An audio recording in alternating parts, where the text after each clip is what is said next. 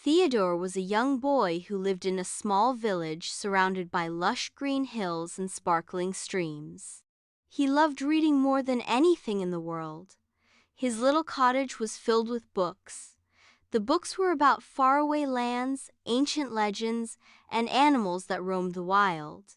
Theodore's parents were teachers, and they encouraged his love of reading. They believed that knowledge was the most precious gift anyone could have. Every evening, after finishing his chores, Theodore would curl up in his favorite chair by the window and read.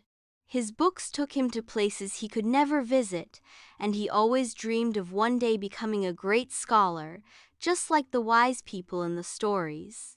One day, Theodore was so excited to start a new book about dragons that he didn't notice the dark clouds gathering in the sky. He sat by the window, engrossed in his reading, as the wind began to pick up. The storm came quickly, and soon the rain poured down in sheets. But Theodore didn't worry. He had his book, and he was safe and warm inside his home.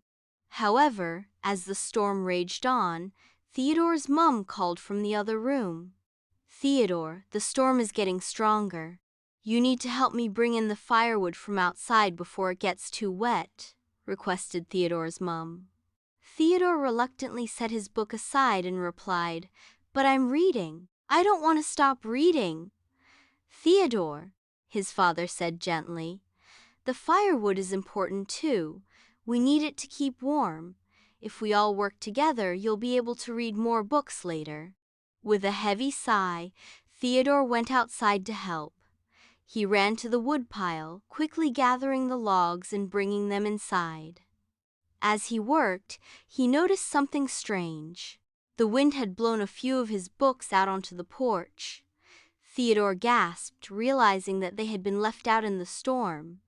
"Oops," Theodore said, rushing to collect them. He carefully grabbed his favorite dragon book along with a few others, but as he turned to return inside, a gust of wind snatched the books from his hands. They were swept away into the forest, disappearing into the trees. Theodore's heart sank. "Oh no, my books!" he cried, running after them. He searched the forest for hours, calling out their names, but the books were nowhere to be found. As the sun began to set, Theodore was tired and wet, and his heart was heavy with disappointment. The books were lost, and there was nothing he could do. That night, Theodore sat by the fireplace, feeling sad. His parents comforted him, but they also reminded him of something important. "Theodore," his mother said kindly, "losing things happen, sometimes, but what matters most is what you learn from it. You must be responsible for the things you have, and you must also learn to care for them properly." Theodore nodded and replied, "I know. I should have brought my books inside before the storm started. I wasn't being careful enough." The next morning was sunny, and Theodore woke up early, determined to find his lost books. He packed a small bag with snacks, a blanket, and a flashlight, and set off into the forest. He knew it wouldn't be easy, but he was ready to take responsibility for his actions and fix his mistake.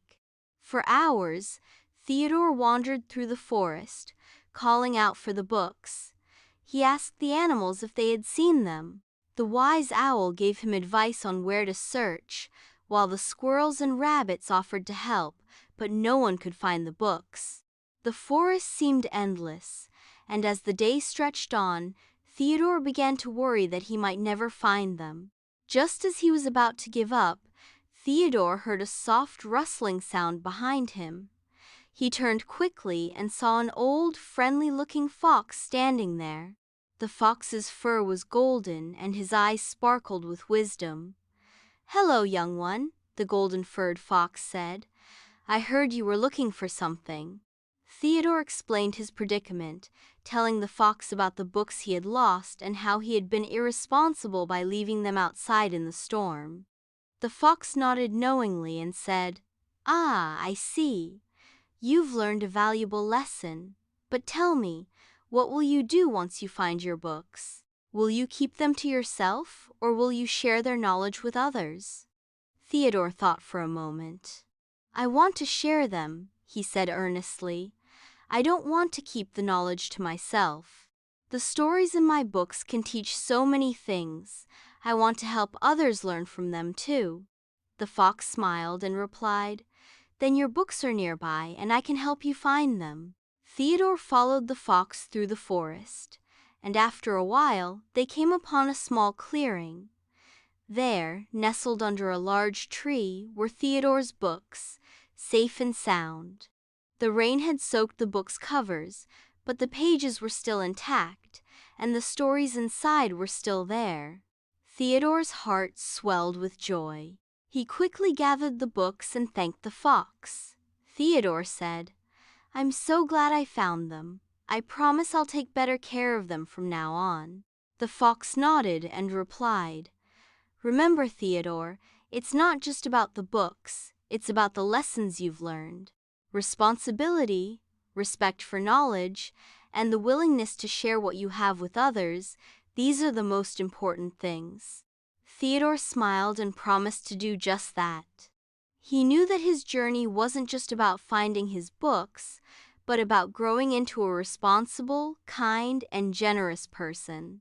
As Theodore walked back home, carrying his books in his arms, he realized that the forest had taught him something far more valuable than any story or lesson in a book. The true magic was in sharing knowledge and using it for the good of others. He couldn't wait to share the stories with his friends, his family, and anyone who would listen. When he returned home, his parents were waiting for him. They were proud of Theodore for taking responsibility and for his determination to fix his mistake. Theodore promised to be more careful with his books from now on and to always remember the lesson he had learned. And so, Theodore continued to read, learn, and share his knowledge with others. He knew that books were precious, but it was the wisdom they held and the kindness with which he shared that wisdom that truly mattered.